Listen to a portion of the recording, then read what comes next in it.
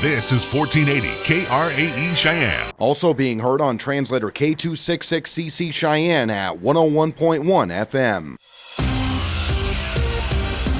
It's time for Wyoming Sports Talk today on KRAE. Here are your hosts, Nick and Larry Proetti. And welcome to Wyoming Sports Talk today. After the President's Day holiday, we're back. It's being brought to you by Taco John's of Cheyenne. It is Taco Tuesday. It's also your home for the Taco Perfecto. Taco John's of Cheyenne. Kia of Cheyenne over on Nation Way, where the lot is filled with the 2020 edition of Kias. And again, whether it's Sorrento, Forte, Soul, or even the Telluride, AJ and the crew has the Kia of your dreams waiting for you today. Kia of Cheyenne on Nation Way. Platte Valley Bank over on Vanda High, and, of course, the east side location at the corner of College and Pershing. Banking done the old-fashioned way, done the new traditional way, and everything in between can be found today at Platte Valley Bank. Chick-fil-A, Windmill, and Delrange serving up 3 delicious squares Monday through Saturday, right across from Powers Field and Menards. Again, breakfast at Chick-fil-A, lunch at Chick-fil-A, dinner at Chick-fil-A. Win, win, win. And make sure you're trying out that delicious mac and cheese prepared fresh every day, Monday through Saturday, at Chick-fil-A, Windmill, and Delrange. Medicap Pharmacy, for all your pharmaceutical needs, over on Bluegrass Circle next door to Texas Roadhouse. Bring your doctor's prescription inside, or use the convenient drive-thru. They're there Monday through Saturday. Medicap Pharmacy next door to Texas Roadhouse. B&B Appliance and TV, 714 Central Avenue. The President's Day sale going on still. So see Bruce and the crew today. You're going to find some sensational deals on GE Maytag, Whirlpool, Frigidaire, just to mention a few. It's all happening right now. B&B Appliance and TV, 714 Central Avenue here in Cheyenne. Lennox Auto Body over on Dunn Avenue, the Auto Glass and Detail Center over on Pershing Boulevard. Yes, again, the tradition is carried on by Heather Lennox after her father founded the operation. And again, for over 25 years, quarter century, it's still going strong. And again, with customer satisfaction always first and foremost. Lennox Auto Body and the Auto Glass and Detail Center. First Tier Bank at 1508 Stillwater Avenue, open Monday through Friday. Tim and the crew invite you to come on by, check out their CD rates right now, so get a nice head start on the new year by getting some good rates locked in right now. First Tier Bank at 1508 Stillwater Avenue. Mondello's Pizzeria at 1507 Stillwater Avenue, Suite D in the Greenway Commons, where their pizza has been ranked by the Food Network folks in the top 10 as one of the best in the nation. So see Joe and his wonderful staff with beginning their 5th decade in business. Mondello's Pizzeria, 1507 Stillwater Avenue, Suite D in the Greenway Commons. They're open Monday through Sunday. And it's scoreboard time, brought to you by Pepsi of Cheyenne. Here's Nick. We'll make it quick on the scoreboard on my side, but for LCCC men's and women's basketball this past weekend up in Gillette, 2 losses for both the Lady Golden Eagles and Golden Eagles, with LCCC losing at least at Gillette, where for LCCC on the women's side they lost 86-54. That will put LCCC at least 18-10 overall. And on the men's side of things, where they lost 92-69, with that loss, LCCC is going to find themselves at 4-22 overall. We will talk more about that upcoming. NHL action for tonight: Philadelphia Flyers at home. They will take on the Columbus Blue Jackets. Pittsburgh Penguins at home. They will host the Toronto Maple Leafs. Buffalo Sabres will travel to Ottawa to see the Senators in the Little Caesars Arena in Detroit. The Red Wings will host the Montreal Canadiens. New Jersey Devils will go to St. Louis to see the Blues. In Bridgestone Arena in Nashville, the Predators will take on the Carolina Hurricanes.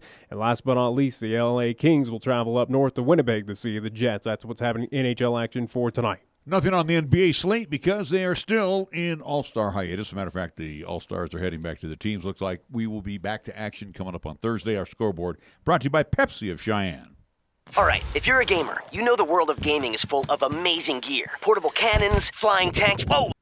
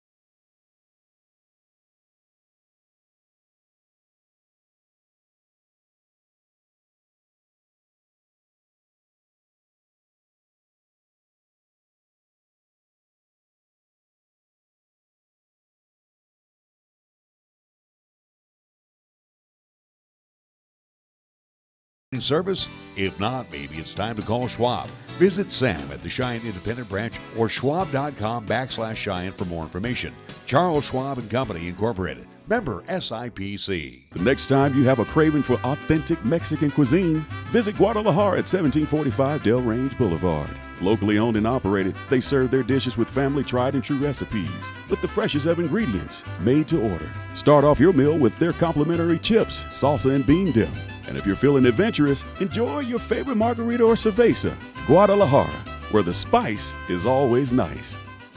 All you good folks in Laramie and Goshen counties, listen up, please.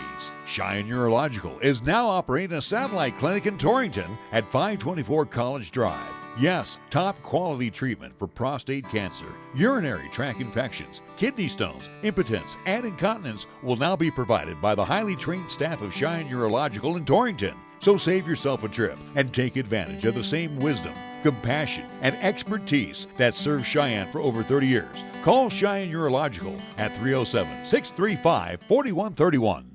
John Mason here for Lincoln Way Pond. Please visit us this tax refund season to get the most bang for your buck. We are the largest and busiest pawn shop in Wyoming for several reasons. We have a 20,000 square foot pawn store with thousands of great lightly used items, and we guarantee everything we sell. We also cash refund checks and do payday loans, and we will even sell you your party supplies at Lincoln Way Liquor. That's Lincoln Way Pawn and Lincoln Way Liquor at 2825 East Lincoln Way, Cheyenne. Here's the latest weather forecast on 1480 KRAE. Weather-wise for today, sunshine expected, daytime high of 28 with a chance of snow flurries developing this afternoon. Mostly cloudy for tonight with a chance of snow flurries. Our low dropping down to 10 degrees. Wednesday's forecast partly sunny. We're calling for a daytime high of 23 with a slight chance of snow developing in the afternoon. And for Wednesday night, mostly cloudy. Our low dropping down to 7 degrees. When it comes to sports talk in Cheyenne, it's a whole new ballgame. Let's play ball! You're listening to Wyoming Sports Talk today, and it's only here on AM 1480 KRAE.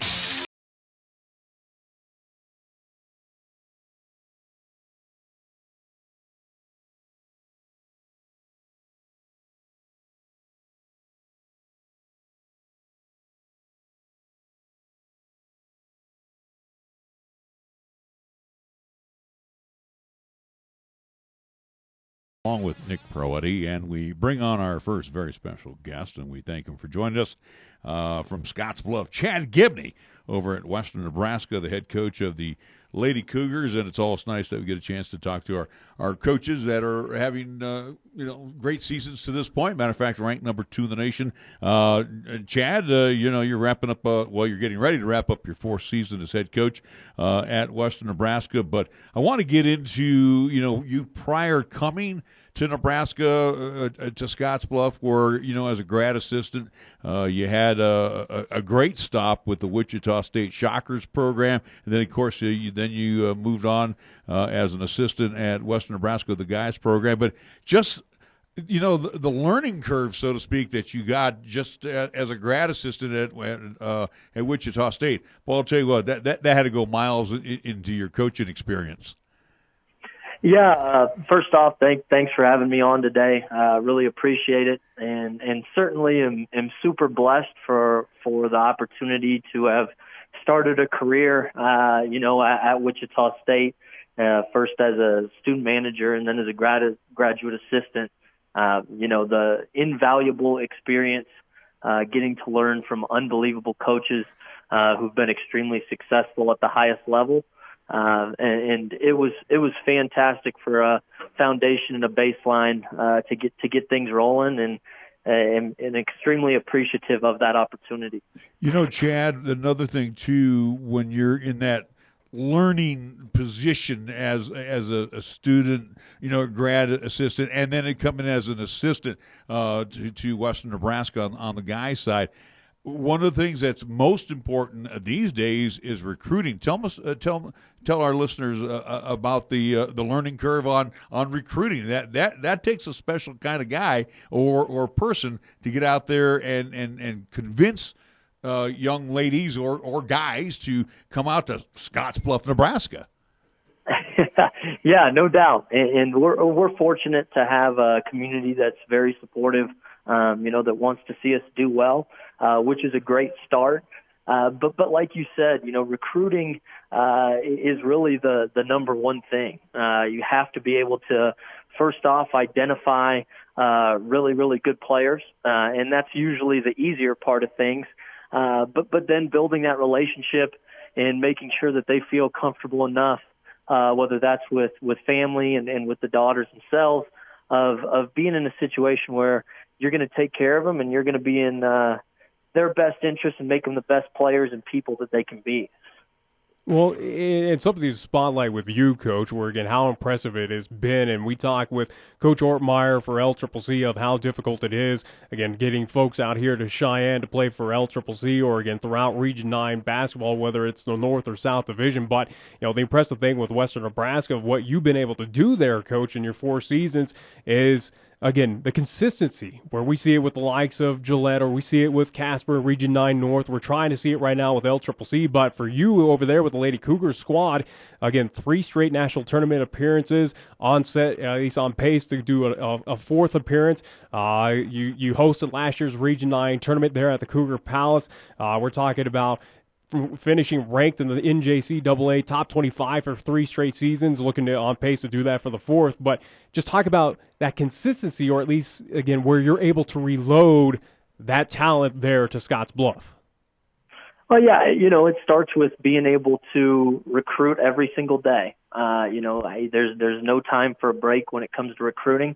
But then also, is players have to get better when you get them, and then they have to believe in what you're doing, and so it is a process, of all 3 of those things. And I think what makes some of the Region 9 jobs challenging, is the fact that players come from all over and maybe don't quite get your eyes on them as much as you'd like to. But that's where I think having a strong eye for talent and then making sure that you have a plan to fit them within your system is really important. Coach, I don't want to cut you off, but there's something I want to ask, Coach, where the polls just came out recently, and we'll talk about this current season of what's happening over there in Scotts Bluff with the Lady Cougars, but he alluded to, and it's something that just recently came out with the at least national polls, but number 2, you were number 3. You jumped up to now the 2nd position in Division I basketball. Again, the 2nd-ranked team across the nation. To you, Coach, what does that number mean? Well, that's a testament of many years of work.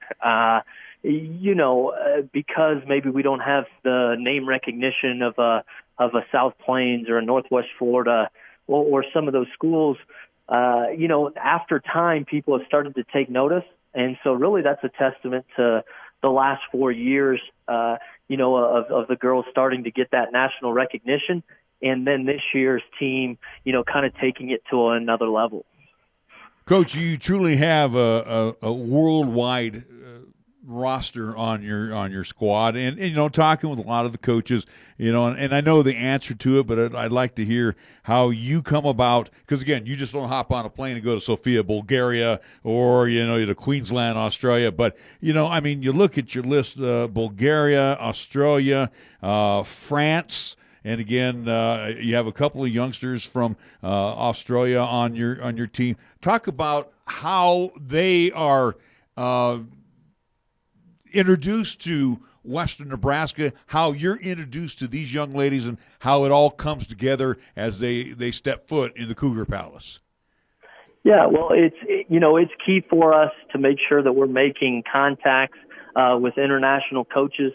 Whether that's in Australia, Europe, New Zealand, but we're constantly working to connect with those people. And the good thing now, obviously, the more success you have, the easier it is for these kids to start to buy into your program and your mission. But what I think makes a lot of the international players unique is the fact that they want to go somewhere where they're really wanted, and so constantly searching to find the right players and then building that relationship is key, because if you look around Region 9, a lot of the better players are international players. And so, I think being able to recruit internationally is extremely important within our league. Basketball is basketball, but to those that come from across the pond, so to speak, you do have to teach them the United States version of basketball. No doubt, and there certainly is an adjustment period.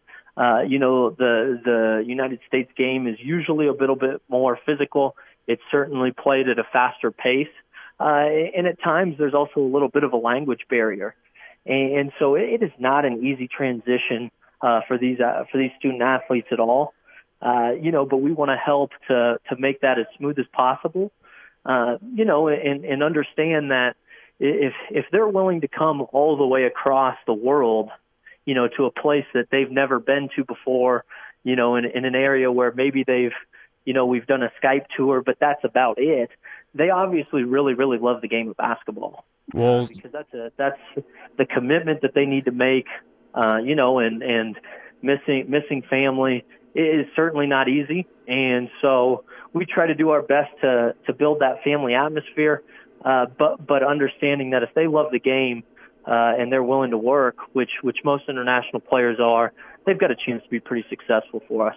Well, so far, all those pieces are clicking out there at Scottsbluff at Western Nebraska, where you look at this season, only one blemish on the record so far with 2 games remaining, where, at least for Western Nebraska, we'll be on the road down there in Region 9 South at Trinidad State, which is always a fun road trip, and then also, too, at Otero. But, the one blemish on the road, non-conference at Hutchinson, but pretty much up and down, it's been kind of complete dominance by your Lady Cougars team. For folks up here in Region 9 North to give some litmus test, again, we saw at least Western Nebraska at LCCC, that all the way back in December, where at least for Western Nebraska got the victory 82-54. You have wins over Casper, that being in Scottsbluff 78-70. Victories over Sheridan, at Central, against Eastern. So again, you've had your fair share of Region 9 North, at least non-conference opponents, but just talk about the pure dominance, especially on some of those victories where, again, it's not even close in a lot of these contests.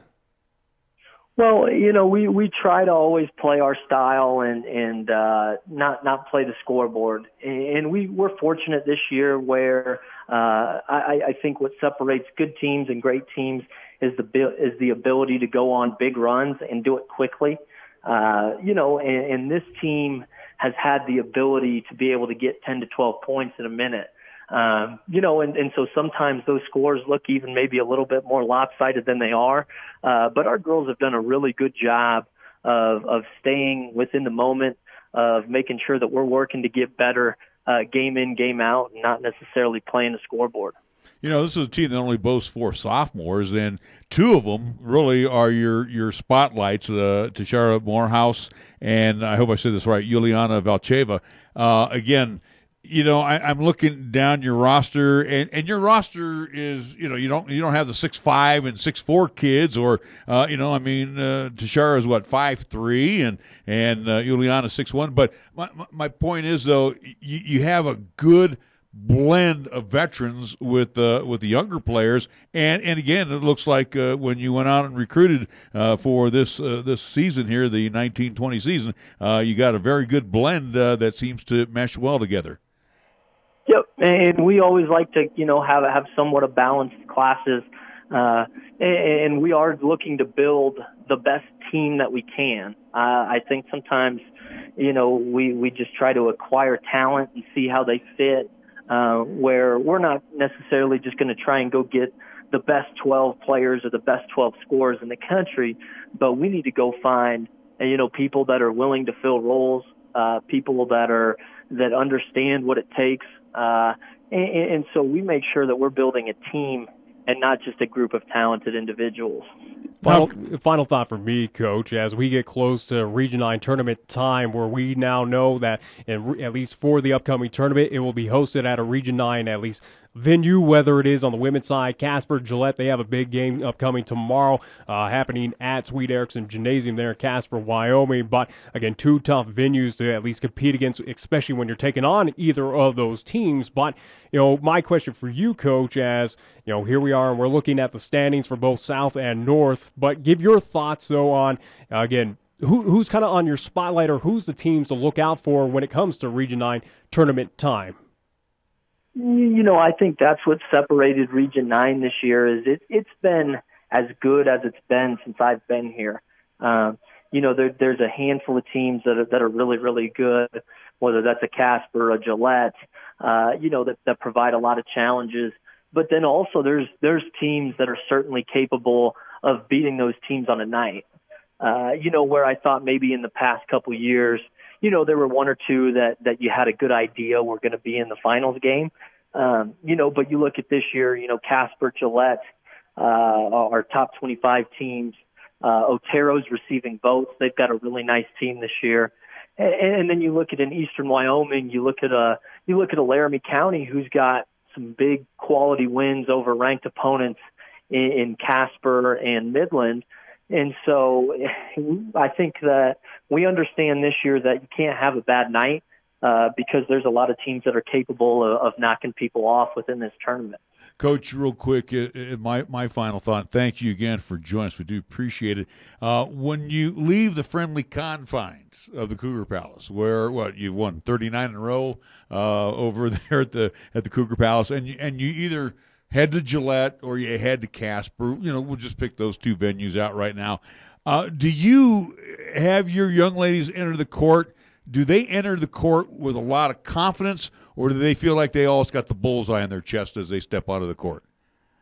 Well, I think at this point we know that we do have a bullseye on our chest, but we certainly play with confidence, and that's why we go down, and play at a Hutchinson early in the year, or play at an Iowa Western, or play true road games against highly ranked opponents that are really talented, to try and get ready for a region, a region semi, a region final type atmosphere. And so I know we're confident, but basketball is certainly an interesting game where the ball bounces certain ways on nights. And so we're just going to try and make sure that we constantly defend, rebound, and put a lot of pressure on the opponent. Coach, I wish you all the success, continued success, except when you play Laramie County. But other than that, a great job thus far, 75-11, and continue the good work over there in Scottsbluff. Thank you. I appreciate it. All right, Chad Gibney joining us, the Western Nebraska Lady Cougars head coach, and again, I'll tell you what, that like you said, Nick, it was a great question you asked him about not just recruiting or rebuilding. He reloads each and every year. And again, only 4 sophomores on this year's team. 4 years on pace right now to finish in the top 25 again as of recent polls that came out this afternoon.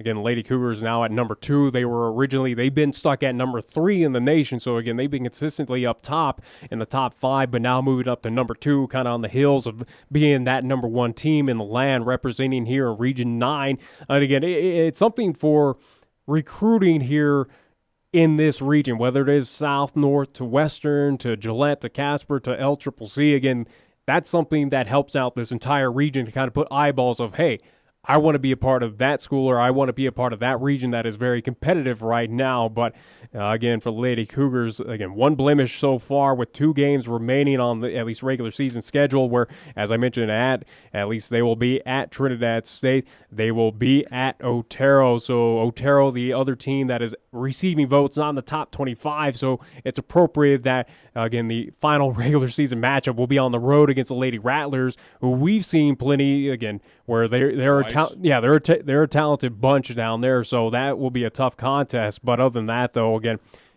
what Western Nebraska right now, what he is doing for that program is nothing short of just pure phenomenal, pure amazing. Again, 4 straight years, national tournament appearances, 4 straight years in the top 25, reloading it again, where it is JUCO basketball. You only have these athletes maybe 1 year, 2 seasons at the most.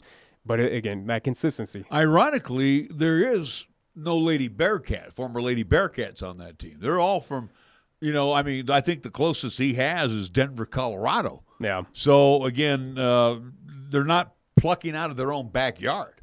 And they don't need to. So, you're basically calling Coach Gibney and wanting to play for him. So, yeah. No, I understand. And I think LCCC, again, we're only talking our 4th season back in business with ladies basketball at LCCC, and I think again where we've had that conversation time and time again with Brian Ortmeyer, it's a stair climb, and again they're 18-10, So they've got, one more win, and I think that's their most wins, right?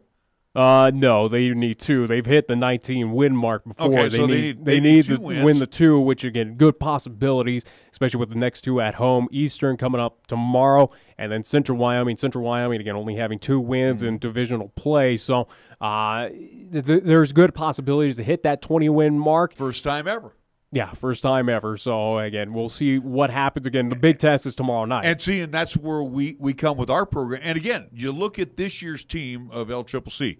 You're losing Haley Anderson, you're losing Saraven Allen, and you're losing Jakia Wells. Yeah. You got 10 and Alexis Lamoureux. Yeah. Alexis has been out recently with the illness in her family. So, but my point is that you're losing 4 sophomores, and 3 of them, are more of your major players. But the thing is, you're going to bring back 8-9 kids next year, depending on if they come back. If they come back, yeah. And then I don't know how many he's already got committed. We already know a few that have committed. Again, 1 at least here in the state of Wyoming from Thunder Basin. So part of that, at least Lady Bolt's team that brought him a state championship. So again, Shu will be coming down to at least play for LCCC volleyball and basketball. So we have a dual sport athlete. So we're getting to the point now where it's not rebuilding. We're getting to that next level of reloading at LCCC too. So, it's a credit to how that program is progressing for the Laramie County Community College Lady Golden Eagles. How about take a break and we'll talk more about it because, again, we got at least what happened up this Saturday up in Gillette, which was just murder. That was rough. It was murder. All right, we're going to take a timeout. We will be back with more right after this on 1480 KRAE. We are the key to your cleaning success. The Key People that provides affordable office and professional cleaning services for over 40 years with exceptional customer care. All of our contractors have background checks and are licensed and bonded. We guarantee you a safe and secure service that is tailored to your individual and business needs. The Key People do not impose year-long contracts, and all quotes are free, confidential, and personalized. Call the Key People at 1-800-468-8283. That's 1-800-468-8283. Cowgirl fans, basketball season is in the home stretch, and Cowgirl basketball returns to the Arena Auditorium for 2 games this week. On Wednesday, the Cowgirls will take on Utah State at 6:30 p.m. Then on Saturday, Air Force comes to town for a 2 p.m. tip-off. Don't miss one of the last opportunities to catch the Cowgirls in action at home this season. Get your tickets today at GoWIO.com or call 307-766-7220. We'll see you in the Arena Auditorium for Cowgirl basketball this week. Your locally owned and operated radio stations, KYOI-FM and 1480 KRAE AM, are just that, local, serving Cheyenne and Laramie County, where your advertising dollar stays local too. It doesn't end up in Colorado, Oklahoma, New Hampshire, or even New York. We conduct business here, we shop here, and we live here. And we support our entire community 24/7, 365. Just because it has a window dressing doesn't mean it isn't a facade. A reminder from KYOI and 1480 KRAE. You're looking for fun and style? Then the new 2019 Kia Optima has what you need. And here at Kia of Cheyenne, we can help you own one. I'm AJ Miller, and the 2019 Kia Optima will reward your daily drive with comfort, performance, and advanced engineering.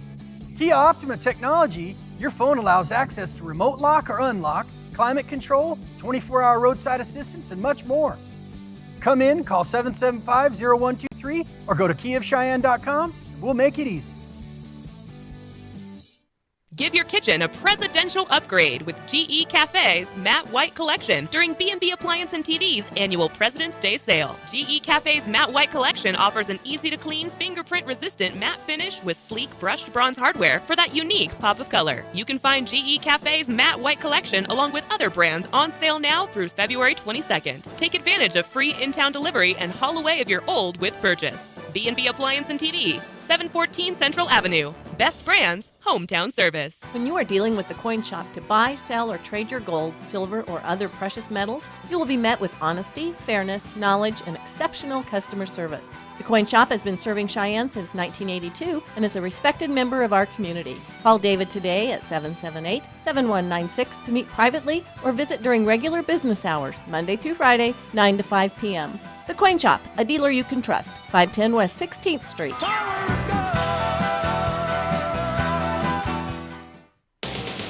Tired of lazy and predictable sports talk radio? We know you are. This is Cheyenne's new sports radio home. It's Wyoming Sports Talk Today, and it's right here on AM 1480 KRAE.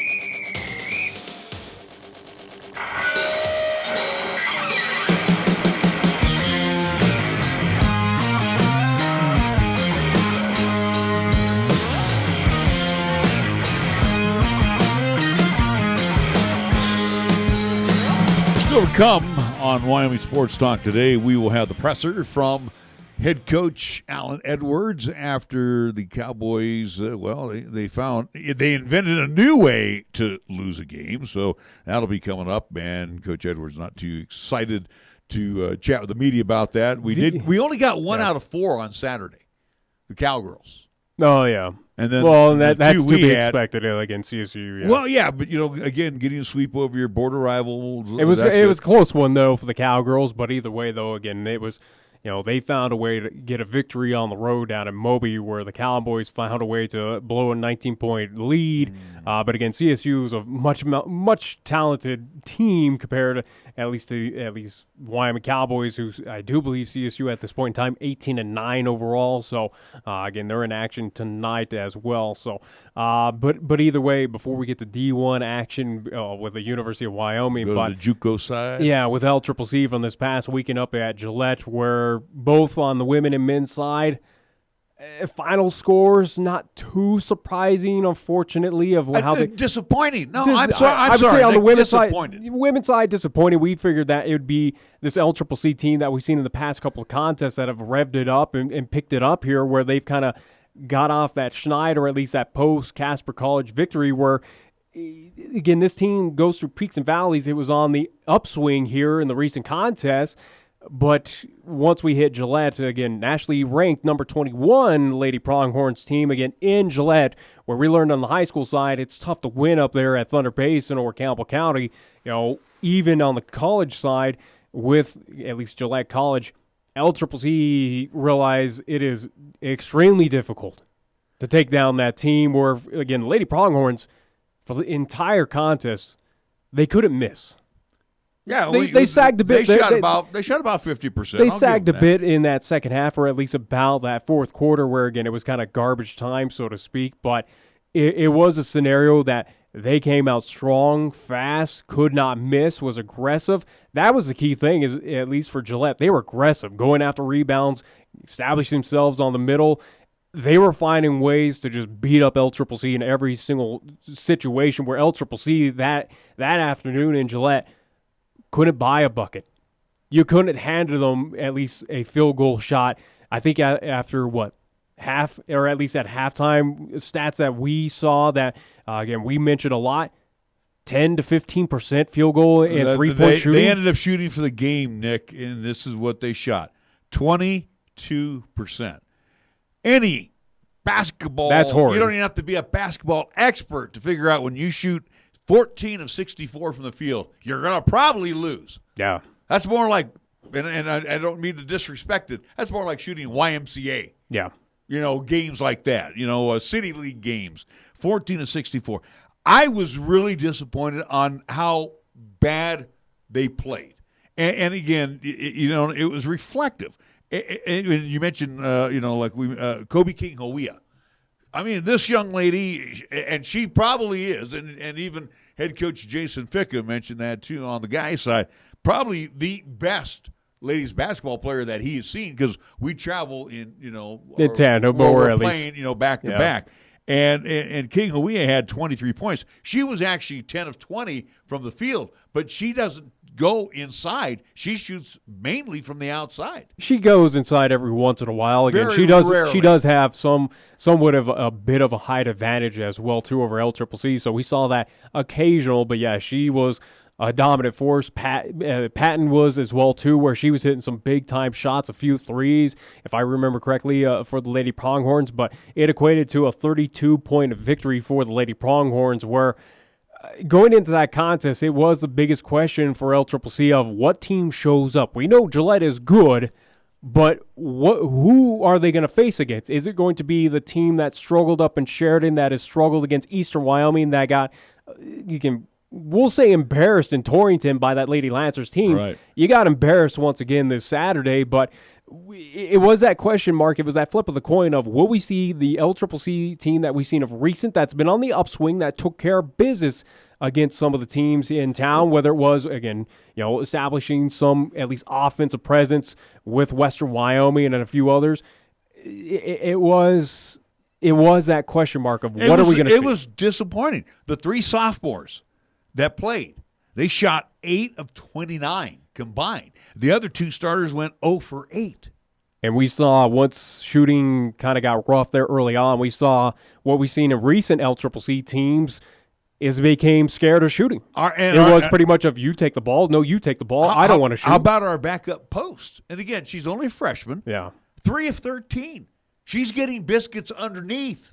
And again, point-blank shots that should be followed through, just kind of those, fundamental, at least layups that are just being rushed up there. And what it seems like, and what we saw a lot of those drives on the inside were, and some of those errant shots, whether it was by Haley or Raven, by Abby, again, multitude of at least Lady Golden Eagles, it was shots that were rushed up there, kind of tossed up prayers, but also, too, they were anticipating to get the foul call against them, where we've had a lot of those games. We go back to the Sheridan contest here in town of, near 60 total fouls called between both Sheridan and LCCC. Yep. We've had a lot of those contests down the road, or at least of recent for LCCC, where you wonder if that's stuck in their minds of, hey, if I be aggressive, toss up the shot, I'm going to get the foul call, and then I can just sink these free throws. And there was only 39 whistles. They technically let them play. They wrapped it up in the second half where it was like, all right, it's well at hand. What are you doing here? Right, but LCCC went to the free throw line 30 times. They were 21 of 30, and the Lady Pronghorns, we had a 15. Here's the stat that's the most glaring stat. They got outboarded. Yeah. The Lady Golden Eagles got outboarded 53 to 38. That's 15 different. And it doesn't even matter if it's Gillette, Casper, Eastern, whoever it is around Region 9 North. It seems like LCCC's kind of been on the butt end of that stat for a lot of games, whether it's win or loss. Here's the key glaring stat. They each had about LCCC had 15 offensive boards. Lady Pronghorns had 14. Defensively, 39 for Gillette and 23 for LCCC. What does that tell you? One, done, adios. And also, too, Gillette was a lot more aggressive. At least they were great on placement. They were crashing. They were aggressive. They were, again, great placement out there on the court without a doubt. Again, nothing against Gillette. They're a phenomenal outfit. It's a Gillette team that, again, just moves up at least in the top 25. And they have a big one upcoming at least this Wednesday in Casper, as I alluded to with our conversations with Coach Gibney, that it will be Gillette at Casper College to see the Lady Thunderbirds, which pretty much is going to dictate of who's going to be hosting the Region 9 tournament on the women's side, where, looking at the standings right now, Casper College is in the driver's seat with the 1-game advantage, or at least the win at Gillette back in February 5th, where they stand 24-3 overall. They are 11-1 in Region 9 North play. Gillette is hot on their heels, as I mentioned. They're also 11-1. 25-3 overall, where, again, they have that 1-game disadvantage, but we'll see what happens upcoming tomorrow, where, we look at the top team, and I mentioned Casper College with 1 loss in Region 9 North. Who's that loss against? It's not Gillette. It's LCCC, go figure. Yeah. It's LCCC that has that one, at least gave Casper College their one and only loss in divisional play so far. Third place right now in the women's standings, Eastern Wyoming at 7-5, 15-12. They have the tiebreaker with LCCC and Sheridan, who are also 2 at 7-5. Eastern with a win at home against LCCC back on February 5th as well. LCCC finds themselves at 4th place, 7-5, 18-10 overall.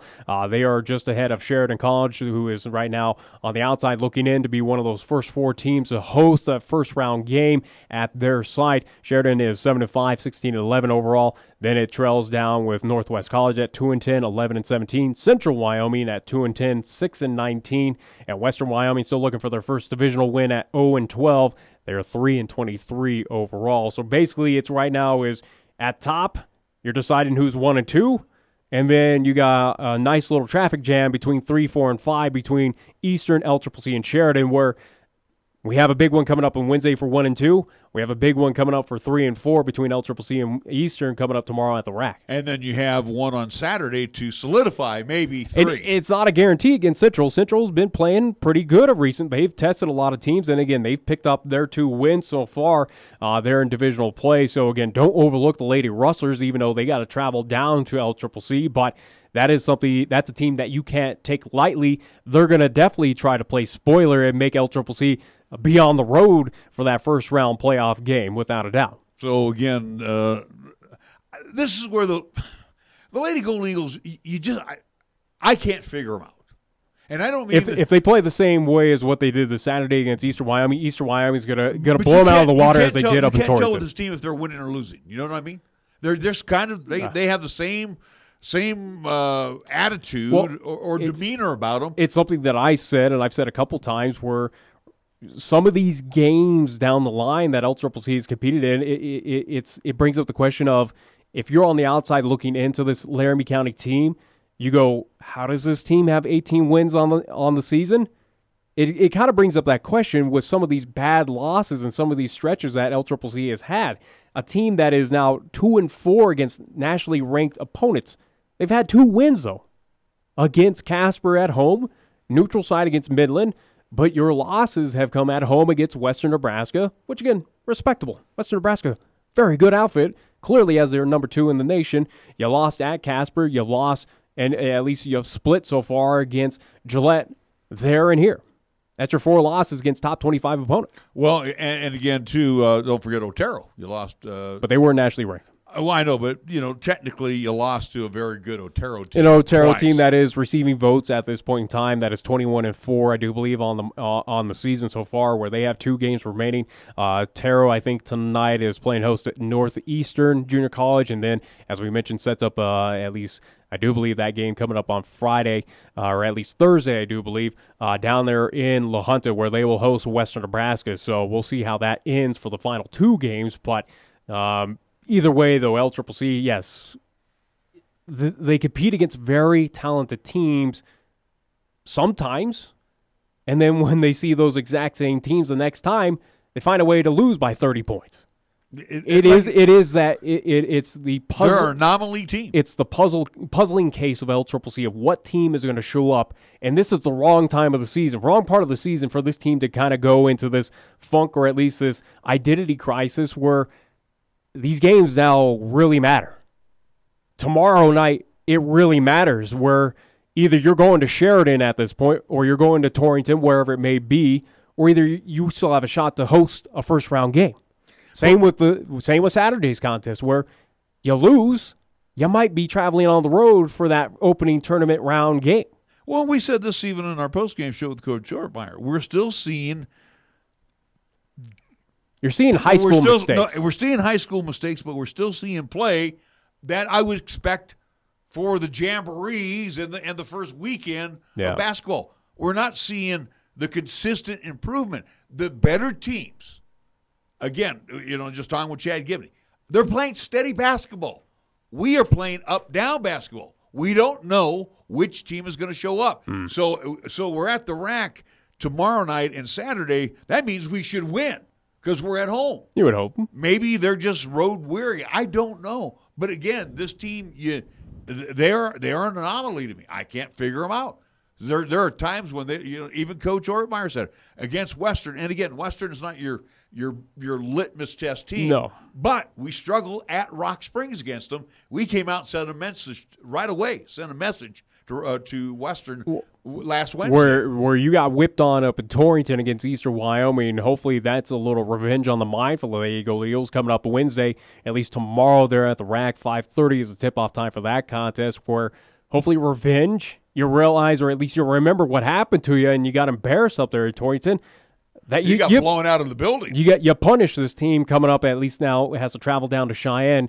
At least coming up tomorrow night, they're live at the rack. We'll see. We'll see what happens. Again, could Eastern Wyoming do the same thing of what they did up in Torrington?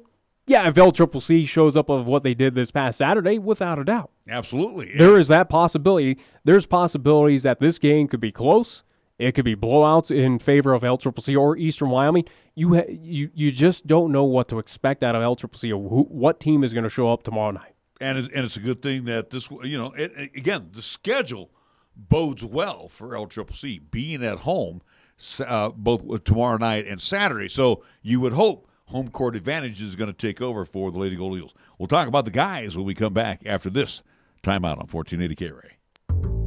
Family-owned and operated Lennox Auto Body, along with the Auto Glass and Detail Center, has been serving our community for over 25 years with quality service and workmanship. So when you want it done right the first time, call Lennox Auto Body at 634-6608 for an appointment. Lennox Auto Body at 1020 Dunn Avenue. And the Auto Glass and Detail Center, remember, it's not clean until it's Lennox clean at 617 East Pershing Boulevard. Lennox Auto Body. No shortcuts, no compromise. Capital Lumber is number one in Cheyenne. Are you listening? We're all the lumber store you'll ever need. Since 1966, family-owned and operated Capital Lumber Company has been the stop for all lumber, paint, tools, accessories, remodel and do-it-yourself projects, and so much more. Now, Capital Lumber Company announces the beginning of a tasty relationship with Traeger grills, as they now have in stock several models of Traeger grills, along with pellets and accessories. Capital Lumber Company at 1222 Dunn Avenue in Cheyenne. When you say Mondello Pizzeria, think authentic Italian. When you say Mondello Pizzeria, think made fresh from scratch. When you say Mondello Pizzeria, think great pizza, delicious Philly cheesesteak, superb hot and cold Italian sandwiches, meatballs, sausage, and special subs, calzones, crisp salads, and great service. When you say Mondello's Pizzeria, think unmatched Italian taste. Mondello's Pizzeria, 1507 Stillwater Avenue, your only true Italian stop for lunch or dinner. What is Schwab's modern approach to investing? It's great service. It's transparency about how much you're paying in fees and commissions. It's offering some of the lowest costs in the industry backed by a satisfaction guarantee. If you're not satisfied for any reason, they'll refund the eligible fees and work with you to make things right. So ask yourself, are you getting low cost and award-winning service? If not, maybe it's time to call Schwab. Visit Sam at the Cheyenne Independent Branch or schwab.com/Cheyenne for more information. Charles Schwab and Company, Incorporated. Member SIPC. The next time you have a craving for authentic Mexican cuisine, visit Hacienda Guadalajara at 317 East Lincoln Way. Locally owned and operated, they serve their dishes with family tried and true recipes with the freshest of ingredients, made to order. Start off your meal with their complimentary chips, salsa, and bean dip. And if you're feeling adventurous, enjoy your favorite margarita or cerveza. Hacienda Guadalajara, where the spice is always nice. Here's the latest weather forecast on 1480 KRAE. Weather-wise for today, sunshine expected, daytime high of 28 with a chance of snow flurries developing this afternoon. Mostly cloudy for tonight with a chance of snow flurries. Our low dropping down to 10 degrees. Wednesday's forecast partly sunny. We're calling for a daytime high of 23 with a slight chance of snow developing in the afternoon. And for Wednesday night, mostly cloudy. Our low dropping down to 7 degrees. Here the season never ends. From Wyoming sports to the Broncos in Denver. From Rockies baseball to talking hoops with Nuggets basketball. Local, regional, and national. This is Wyoming Sports Talk Today, right here on AM 1480 KRAE.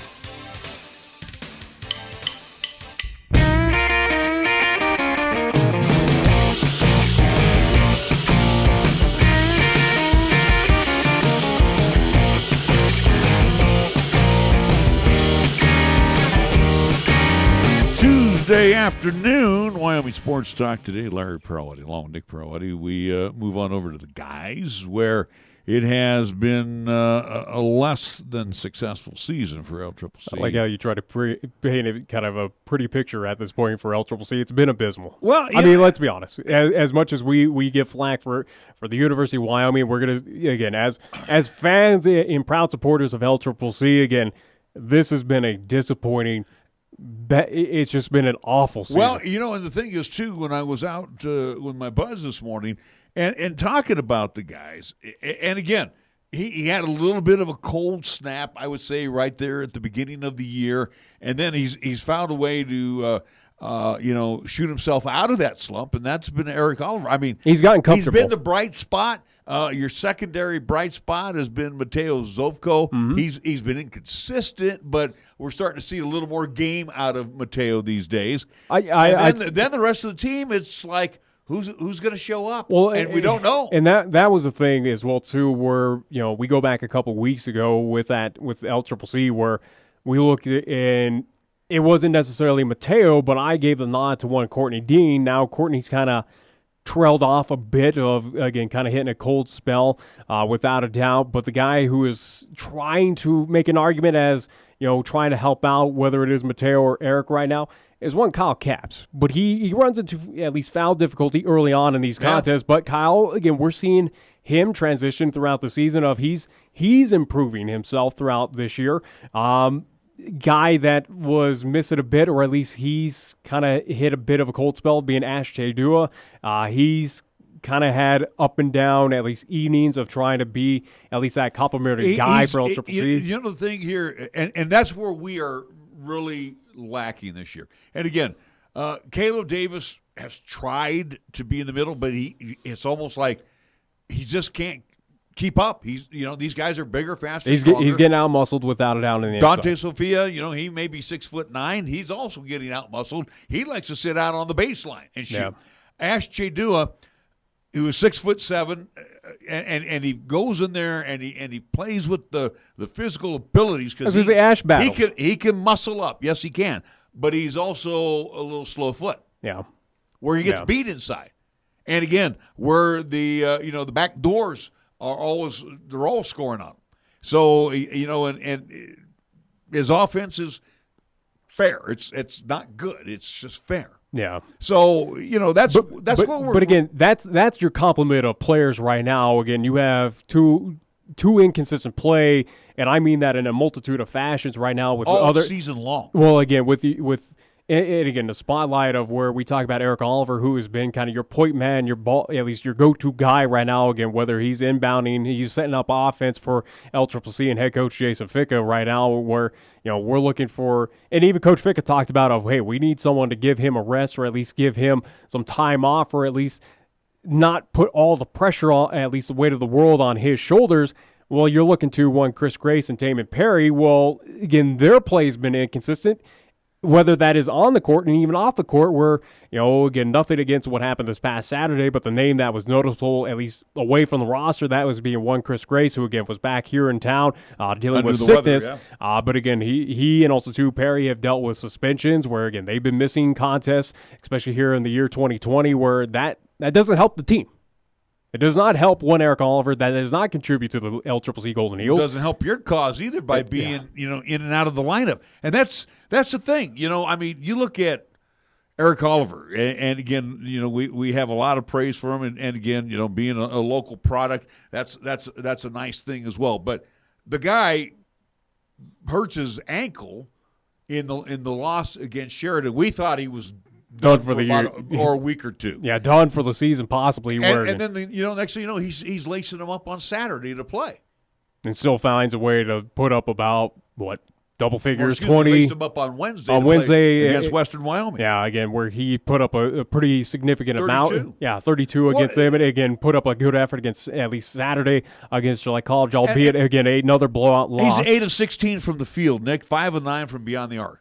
We expected that, but again, we know what Eric brings to the table, what we've seen in the high school ranks with Cheyenne East, what he did with the Thunderbirds program. Again, he was Gatorade Player of the Year here in the state of Wyoming. We know what he was going to bring to the table at LCCC, but it's not a one-man show in JUCO basketball. You could get away with that in high school basketball.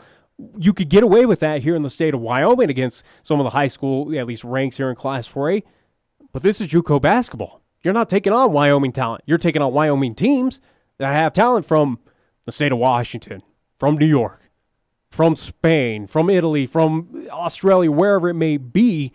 You got flares and talents from across this entire planet taking on at least LCCC, where you need help for one Eric Oliver, and that is the biggest issue right now for LCCC is who's it going to be? Who can it be? And it can't be just Mateo as well, too. Again, we know Mateo kind of flirts up and down. He's working towards it, but this is a team that needs not just 2 players. You need 3. You might need 4. Hell, you might need all 5 to contribute to get some victories this year. That's the problem. We have not had the consistent contributions. We've had an occasional contribution. We've had Eric Oliver, and let's first put him off to the side where he's been pretty steady Eddie. Yeah. Mateo Zovko, up, down. As of late, been trending upward. He's getting up there. But then you look for the third guy. Kyle is trying to be that third guy. He's still not your double-figure guy. No. Okay? Courtney Dean, still not your double-figure guy. Courtney, you talk again. I talk about a few months ago, or at least a couple weeks ago for Courtney. He was that guy. He was getting to that point. Now he's kind of run into a bit of a lull. Now, whether it is teams spotlighting him, whether it is just just falling into that kind of sophomore slump at a point in time, who knows right now with Courtney Dean. But again, he was trying to be that person. But again, it is the biggest theme right now up and down this roster for LCCC, and the key word has been consistency. It has not been there this entire season, and hence the reason why this LCCC squad right now, the Golden Eagles, sit at 4-22 overall. This past Saturday up in Gillette, you lost 92-69 against a Pronghorns team that is not receiving votes in the top 25, but they probably make an argument, or at least they have a strong case that they should be looked at in the top 25 of how their play has been. And again, when we look at the standings right now in Region 9 North, but 4-22 overall. 2-10 in divisional play, where your 2 wins are against Northwest College, where the Trappers right now, they're dead last in Region 9 North, where they only have 1 North at least victory, and they're 9-19 though. I look at this team, the Pronghorns, and I really dislike it sometimes when they know they're good, then they try to do too much showtime. They got flashy, and you know what? When they got flashy, and the flash bit them. And when they got flashy, they looked lousy. And now the one guy that really stands out for me is Isaac Mushila. Yeah, he's about 6'2", 6'3", and he put up about 16 points, had 8 rebounds. He's speedy. I mean, he's fast. I really like his play. Mason Archambault, he's not going to hurt you by turning the ball over. He's pretty consistent with the basketball. Yeah. So off the bench, they really didn't beat us off the bench like I thought they would. Like that McKeithen guy. McKeithen. He wasn't really a factor. He only had 2 points. I think they got 11 from Felisma, and Felisma was a big cat. But nobody could stop bench him. Play wasn't really necessary for the Pronghorns this past Saturday, where in the women's contest, and it continued into the men's contest, where it was pretty much Pronghorns' advantage from the get-go, where they got out hot, strong, fast, and early, where they didn't have to worry about anything. But we also went through our ever-lovely 4 to 6 minute time frame of not even getting a shot up or one and done. So, again. And you had the ever occasional bad passes, or at least the bite you in the rear end of this basketball team has been their consistent of their 22 losses this year, where they go ice cold. Teams go cold. There's no doubt about it. Yeah, you're not going to play a full 40 minutes of just when LCCC goes cold, that usually bites them 20-0. That's when the opponents basically smell that blood in the water and go, all right, let's run it up on this team. And they do more than likely. We've seen that how many times this season, where, again, 22 losses. You got 26 games under your belt. You've lost 22 times, 4 wins. 2 of them have come here in divisional play against the dead last team, that being Northwest College, where you beat them up there in Powell early in the season, and you beat them here at the RAC. We have 2 games remaining for LCCC, and we'll look at the standings very quickly as we're at the top of the hour. But on the men's side right now, at top is Western Wyoming, where they are 10-2, 24-4. That second loss coming this past Saturday. How about this against Eastern Wyoming in Torrington? LCCC has to face this team coming up Wednesday, that being that Eastern Wyoming team that just upset a top 25 Western Wyoming team. And remember, at Torrington, it was Eastern 86, LCCC 61. They knocked the snot out of the Golden Eagles. Golden Eagles, again, went through that period of, let's not hit anything. Let's go into our 5-6 minute slump. Oh, by the way, if you look back on those stats, Eric Oliver was leading scorer. He had 19 points in that game. Yeah. So Western right now is at top, first place. Trailing behind them is Gillette College at 9-3, 23-4 overall. Casper College is 9-3 as well, 22-5. Again, that sets up a big contest coming up tomorrow. They're live from Casper between Gillette and Casper. Again, to at least see if one of those teams sneaks up to number 2. And also, too, if they have a shot at that number 1 seed. Again, this is all as well. That number 1 seed matters to that Region 9 tournament of who gets to host it. Central is going to round up your top 4 at 7-5, 18-9 overall. Sheridan 6-6, 18-10 overall. Eastern right now is 3-9, 14-14 overall. LCCC 7th place at 2-10, 4-22, and dead last right now is Northwest College at 1-11, 9-19. And again, big contest as well as we talk Casper, Gillette. Big contest as well for LCCC in Eastern Wyoming, where again that matters towards standings. That matters to basically, do you head to Gillette? You're heading to Casper, you're heading to Western. Again, right now at the bottom, between LCCC, Northwest, and Eastern, again, one game at least, just advantage for each. As you move on up those standings, where one loss and someone gains ground on you, that's a big difference right now, where right now LCCC has kind of written themselves of, you're going on the road, but where? Right. And who's awaiting you on that first round game? And again, you get Eastern home, where they beat you by 25 at their place. They just ran you out of the building. They were a faster and smarter team. Yeah, without a doubt. Again, this is Lancers team that pushed Western Wyoming to the brink at Rock Springs, got them to overtime and nearly pulled out the victory out there, and finally got the victory, the upset victory this past Saturday there in Torrington. And then we get Central on Saturday, where Oliver had 25 against the Rustlers. They're at but Central right now is far. They're firing on all cylinders too. But we get them at home though, and we lost by 11 up there. So I mean, do I look for a split this weekend? That's about all I can hope for is a split. All right, we do need to move into hour number 2 when we come back. After we get done with our scoreboard and our commercial announcements, we will check in with head coach Alan Edwards, his post-game conference after the Cowboys let one slip away against the CSU Rams this past Saturday. We'll be back after this right here on 1480 KRAE. This is 1480 KRAE Cheyenne. It's time for Wyoming Sports Talk today on KRAE. Here are your hosts, Nick and Larry Proetti. It is hour number 2 of Wyoming Sports Talk today. It is being brought to you by Mondello's Pizzeria. Open 7 days a week, Sundays, noon until 8. 1507 Stillwater Avenue, Suite D in the Greenway Commons. First Tier Bank, open Monday through Friday, right across the street at 1508 Stillwater Avenue. Lennox Auto Body, over on Dunn Avenue. The Auto Glass and Detail Center, over on Pershing Boulevard, both part of Lennox Enterprises. B&B Appliance and TV at 714 Central Avenue. Again, having their President's Day sale, their annual President's Day sale going on now. Medicap Pharmacy on Bluegrass Circle next door to Texas Roadhouse. Chick-fil-A, Windmill and Delrange directly across from Powers Field and Menards. Platte Valley Bank with 2 locations. Eastsiders right there at the corner of College and Pershing, and of course the original location on Vandehigh.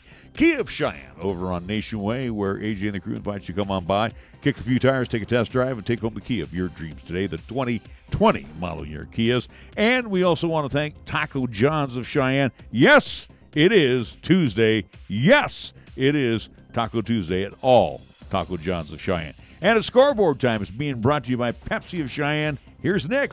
As we just mentioned, but we'll quickly recap LCCC on the road this past Saturday at Gillette for LCCC Lady Golden Eagles. It was a losing effort by a final score of 86-54.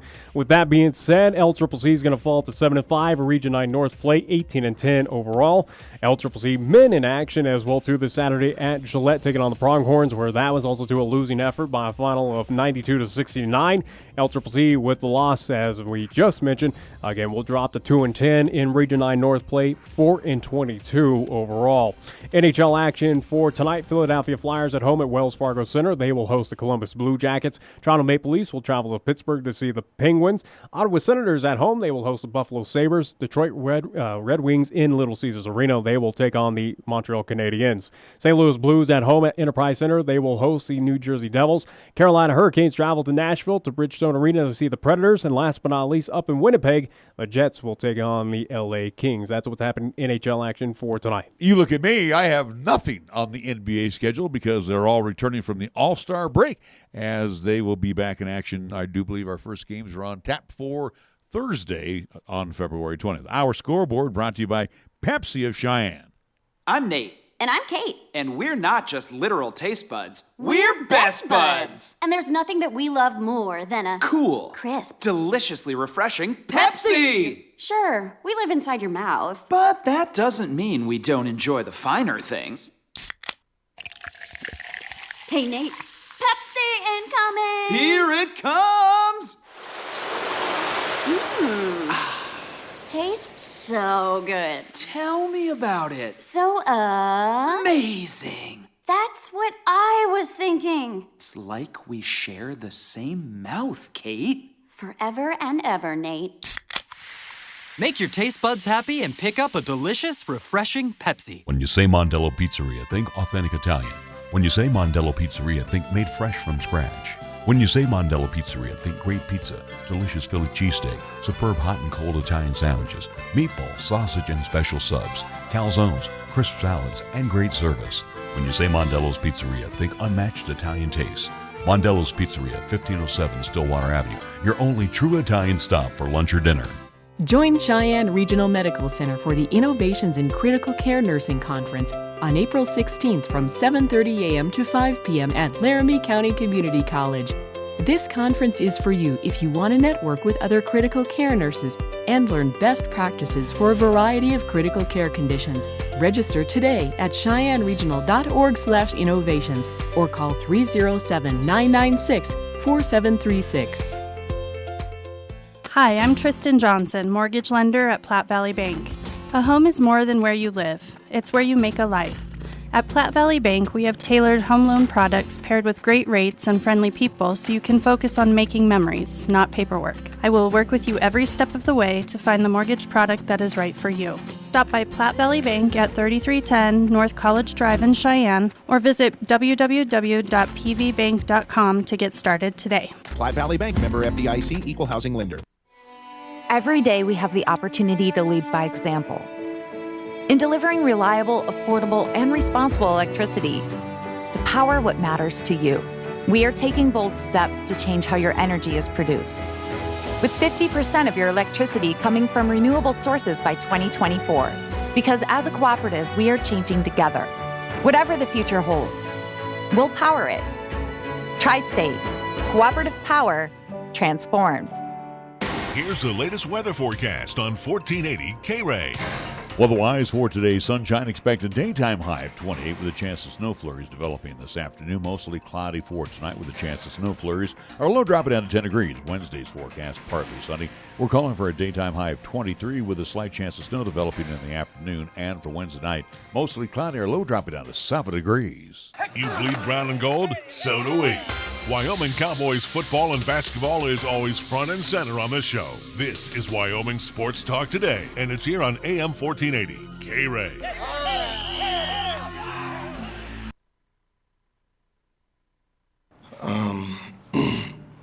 I thought our guys came in ready to play. I thought we did a good job in the first half defending. Obviously was undersized in the sense of fighting them on the glass, but I thought the fight was there. Ended up fouling them a lot, put them to the free throw line. But thought we did a good job defending and guarding the three-point line. And for the majority of the second half, I thought we did that as well. You know, one of the things I kept hitting them in the huddle is forget about the score. We will win this with defending and rebounding. And obviously taking care of the basketball. Three of the same things I've been preaching all year. I thought we relaxed, obviously guarding the three-point line. They made 6 of them in the second half. You know, one of the things we talked about even getting ready for this game was being able to react, or our reaction time, of being there on the catch versus being there to late contest, even in the sense of not trying to let their shooters get the ball off. Again, we understood what we were handling with Cavacho and Roddy, but even in the midst of all of that, you still got to figure out a game plan to give you guys, and thought we did a pretty good job of executing it. But I thought, those 3 turnovers down the stretch, thought really hurt us. Took away an opportunity to get an attempt at the rim. And obviously gave them another opportunity to score the basketball. But, and then, and I told the guys, I thought even in the second half, I thought the ball stuck a little bit and it didn't pop to get some of the looks that we had got in the first half, especially when you get 2 on the basketball, throwing it back. and then being able to whether shoot or make the next best play. Thought we tried to do a little bit on our own or be a hero, but sometimes even with younger guys, I get the want to do that, but I thought what got us our lead was playing together, sharing it, and even with 8, I think we were up 8 with 2 minutes. Again, defending, rebounding, and taking care of the basketball in that time frame. We didn't do a good job there. So, yeah. You guys are up 19, I think it was 14-ish minute mark, and Jake started hitting shots. Maldo came out the second half and got 6 quick points, and then I think it was like the last 4 minutes and 19 seconds. They went on a 15-0 run. What happened? Well, what I've been emphasizing. I mean, I thought we probably took some quick ones, and again, getting in that sense of not popping it around and moving them and then attack. And some of it was scripted in the sense of trying to get Thistlewood on the basketball and then play out of that. And then again, our reaction on that other on the defensive end of the floor allowed them to get some good looks. They ran the little ball screen play and replaced with Thistlewood. And I got on AJ about just the relaxing piece of not guarding Thistlewood. I thought Jake had a few to where he was watching it, especially I think that last one that Martin hit, got caught staring at the basketball. But I would say, credit to them, but a lot of self-inflicted wounds just from a standpoint of game plan and what we wanted to do. I thought we relaxed. I wouldn't even say got comfortable, but I just thought we relaxed, and I thought they took advantage of it. Alan, to be down up 19 in the second half against you guys' biggest rival here, is this one of your more frustrating losses since you've had to? Well, you know what I said to the guys? I said, even as a coach, man, sometimes it's hard to get up in front of your team and continue to preach messages. And again, what I usually share with you guys, it's what I say to them, at the end of the day. And we haven't had a lot of games where we've been in that scenario or a situation of being up. And understanding, what got us the lead is, what was going to, get us the win. And again, I thought we relaxed in some scenarios and situations. And I get the whole border war thing, but, our staff and our guys, we just focused on next game, mentality and trying to go out there and compete and put ourselves in position to win. And I thought we did that, but, CSU fought back, chipped away. We had some defensive errors, and they capitalized on them.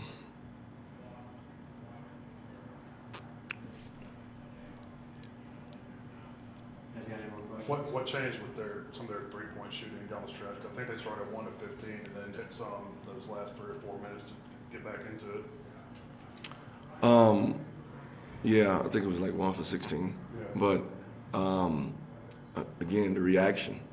So even the ones that they were taking early, I thought some of it was even jab three-pointers to where guys was actually standing right in front of them versus late and then closing out to contest or affect. And again, that goes back to, watching the basketball and seeing what's going on with the ball and not being alert enough to know or understand where your man is at and if he's moving. And again, I mean, don't get me wrong, some of the looks in the first half was open too. They just missed them. But I just thought, they obviously kept shooting them. And it's not like they're a bad shooting three-point team.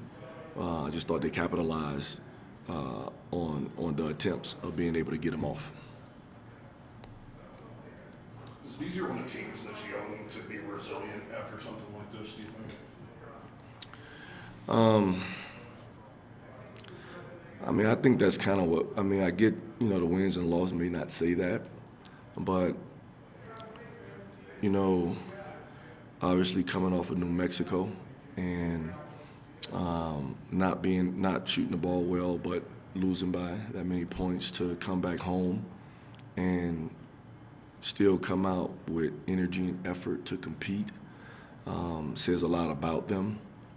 But at the same time, you know, it hurts because it hurts, but at the same time, it's something that you go through to get better. And when you look at, you know, the makeup of this roster, you know, you're dealing with, I think, 11 freshmen and sophomores, and 2 seniors in Jake and AJ, but guys being put in scenarios and situations. So, you know, I commend them for going out there and competing. We just couldn't close it out. Can you use that first? I mean, can you take some positivity out of this one? I mean, that was a really young lineup you had on the court for the majority of the first half. And they played really well. Yeah. You know, I think our guys understand our youth, but at the same time, doesn't use it as an excuse. Even the scenario of being undersized, you know, without having Thompson, who's out with mono, and obviously we haven't had Tyler the whole year, who's our, you know, could be considered what would be an enforcer down low with his physicality and size, and Mueller just with maturity and a glue guy. Still finding ways to play with TJ at the center spot, you know, at 6'6", and then even having BP, and actually had Hayes out there, you know, at the center spot. And just finding ways to continue to fight, you know. And that's what I think you got to love about the guys. You know, they don't just give up. They come with the right mindset, the right attitude. And like I said, even tonight, you know, the message was, and even within them, it wasn't just me saying that. Hey, we got to keep defending, we got to keep rebounding, we got to take care of the basketball. You know, that's in the sense of showing growth and maturity with a young group.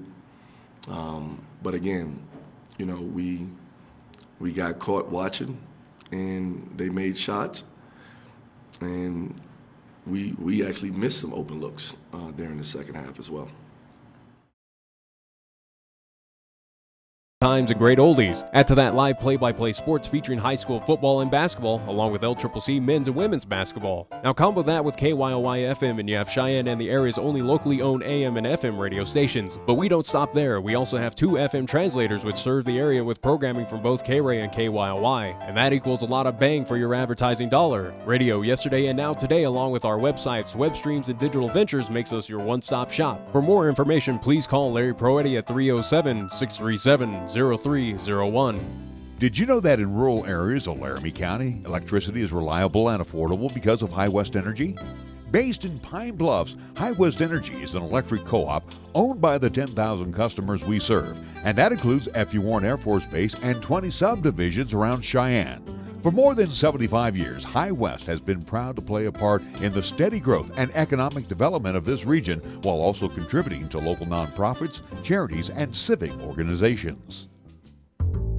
Family-owned and operated Lennox Auto Body, along with the Auto Glass and Detail Center, has been serving our community for over 25 years with quality service and workmanship. So when you want it done right the first time, call Lennox Auto Body at 634-6608 for an appointment. Lennox Auto Body at 1020 Dunn Avenue. And the Auto Glass and Detail Center, remember, it's not clean until it's Lennox clean, at 617 East Pershing Boulevard. Lennox Auto Body. No shortcuts, no compromise. Check out the huge savings this week at Town & Country Supermarket Liquors. Here are just a few of the terrific weekly specials. Our Super Radio Buys feature Sam Adams, all available types, 12-pack, 12-ounce bottles, $13.99. Camarena Silver or Reposado Tequila, 1.75-liter bottle, $29.99. And Seagram's 7 Crown 1-liter bottle, $12.99. Town & Country Supermarket Liquors on the South Greeley Highway, Cheyenne's low-price leader. MHP is a certified public accounting and consulting firm located in Bow, Cheyenne, and Fort Collins, offering accounting, tax, and consulting services to businesses, not-for-profit, government, and individual clients. MHP takes pride in their commitment to providing close, personal attention to their clients. They also continue to invest time and resources in continuing education, state-of-the-art computer technology, and valuing their relationships with you. MHP is a proud supporter of local and UW athletics. MHP, 314 West 18th Street, or call 634-2151.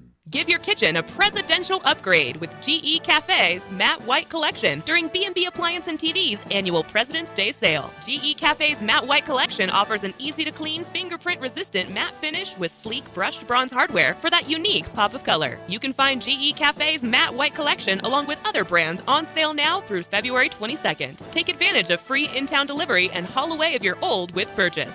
B&B Appliance and TV, 714 Central Avenue. Best brands, hometown service. We're taking Cheyenne, Wyoming Sports Talk Radio to a whole new level. This is Wyoming Sports Talk Today. Don't look at me. I think these people are completely nuts. Stop this crazy thing! And it's only here on AM 1480 KRAE.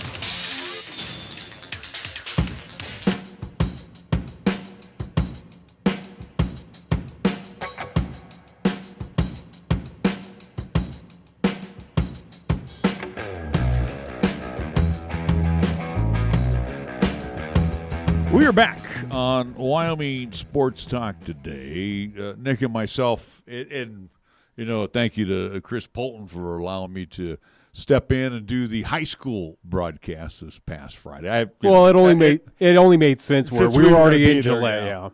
But and the last time I had seen Central, as we had Central on the slate, both girls and boys, was back in December when they were at the tournament down in Greeley, and.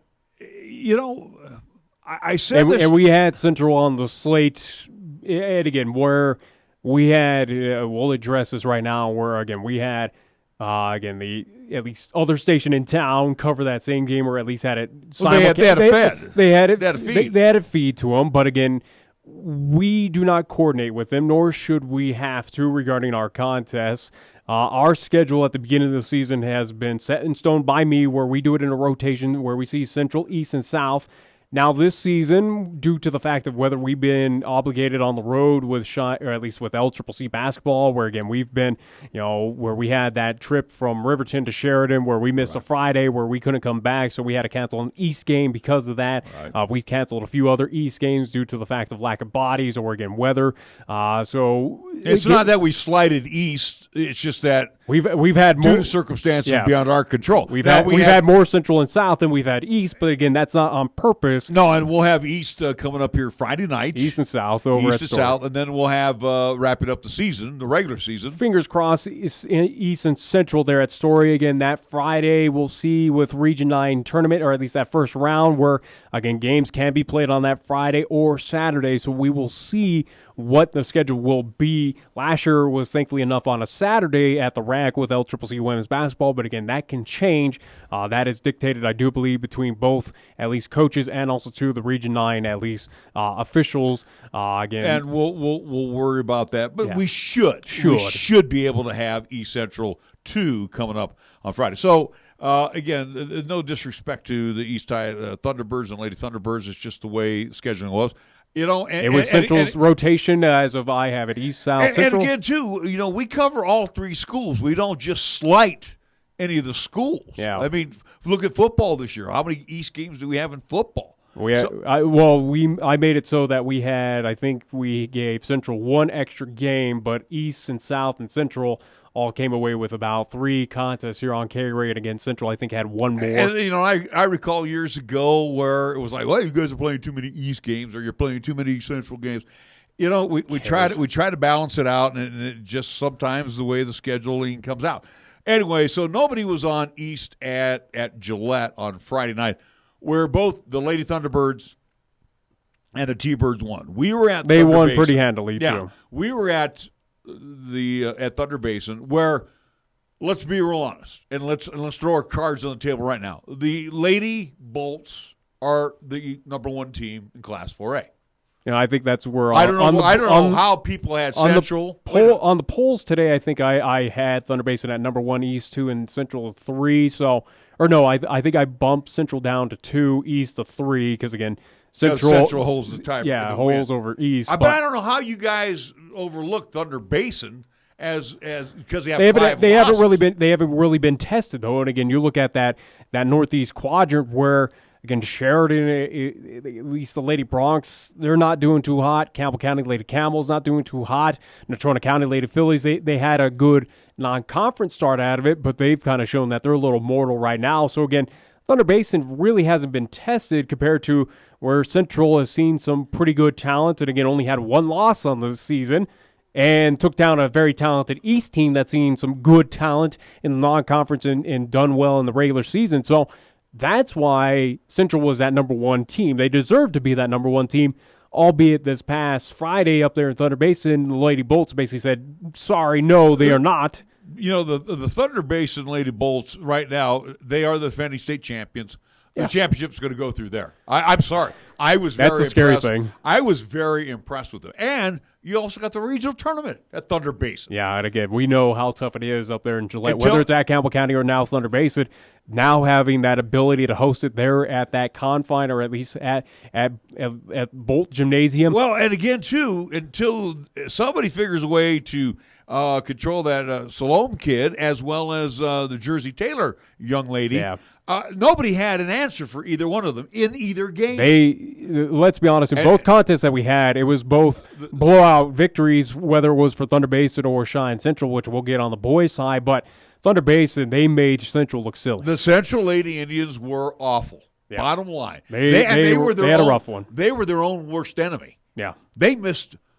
Correct me if I'm wrong, Nick. Do I go back to about 7 underneath the basket? They point missed. blank shots. Yeah, they rushed everything. They were turning the ball over. But again, the shots were not good. In high school, though, that's somewhat commonplace. Again, you haven't fine-tuned those skills like as we're expecting in JUCO ranks. I understand, but there's not a shot clock either, though, Nick. Yeah, which there should be. And everything was rushed by the Lady Indians. There should be a shot clock without a doubt. Now, getting to the secondary part of this. But Lady Bolts, at least before you get into what you're about to go on about up there in Thunder Basin, but Lady Bolts, they're a for-real team. That is a tough customer for East, Central, South, Laramie, whoever, again, in this upcoming regional tournament, which, again, is coming up here in 3 weeks. It's coming up here very soon. You don't want to see that team on their home court. No, they're good. And again, too, when you get they're them on a neutral court, whether it's going to be at the Swede or you're going to get them over even away at the event center, this is a good outfit. I don't know if you're going to beat them, but what I was disappointed, and I made it known during the broadcast, and we had our fans there, our Cheyenne fans were there, and they'll agree with me on this one. I mean, they were just as livid as we were. In both games. And I don't understand this. I know that this profession is getting less and less. Now, and I was talking to a couple of the coaches where here in Cheyenne, we try not to have our local guys on the floor of our local teams. We try to keep it as neutral as we can. So it doesn't sway one way or the other again. But up there in Gillette, they had the same crew do the girls' game and do the guys' game. And those 3 that were on the floor were knuckleheads. They were terrible. And also, too, had little conversations with at least local fans up there. Also, too, I think you noticed, and I noticed eventually later down the line, that one official also, too, had looked like his daughter playing the JV game for Thunder Basin, where it's like, that doesn't look too kosher. And whether anybody says anything or not, that's here nor there. But the fans and the kids get gypped out of the game. Yeah. And our kids, take that. Yeah, again, without a doubt. Our Lady Indians, again, they did not know how to. You have to alter your defense. Yeah. Because they were getting called for everything, and you even made the comment during the broadcast of the disparity in fouls. We were the Hacksters, and they weren't. Yeah. And then it went into the guys' game where we actually got a warning on the guys' bench. That was heading into halftime. Because of the crappy calls. Well, and again, whether that was tagged lane, saying something, players saying something. Yeah, there was a bench warning. Because that crew was lousy. Yeah, that's the bottom line. Yeah. That was a terrible crew. And why are they doing a girls and guys game? Yeah. You mean to tell me you can't find 3 extra officials somewhere in that region to come up there and do the games? We made the drive. We got there. Yeah. And again, you could have found some way to swap over some crew from Campbell County to come over. Where again, that's I am sick. Tired of this. I am sick and tired of again, we got to understand this. And luckily, with both the boys and again, what we'll stay with the guys with Central and Cheyennes, we've got pretty good teams, and they can take care of business. Yeah. But when you are going 5 against 8 at times. And luckily, Cheyenne Central boys are that good. They're really good. Again, and they withstood. I continue my question right now, and I mentioned on that broadcast, and I will continue so until they, at least if they lose. But right now for Cheyenne Central, what team in Class 4A is going to beat this team? I don't see it. I do not see it. And they prove it whether at home, on the road, and especially in some tough venues. Who's beating this? But team? Again, I go back. Even with officiating. Nick, I'm going back 30-some years now. I am sick and tired of going up to Gillette and being homered. It is getting old. And again, is anything going to be done about it? Clearly, no, nothing's going to be done. All I'm going to do is sit here and whine and gripe about it, as did the fans. And the fans are not going to do anything about it because nothing will ever get done. But what gets me is I understand the competition level between Cheyenne, Wyoming, and Gillette, Wyoming. Gillette, Wyoming loves to win.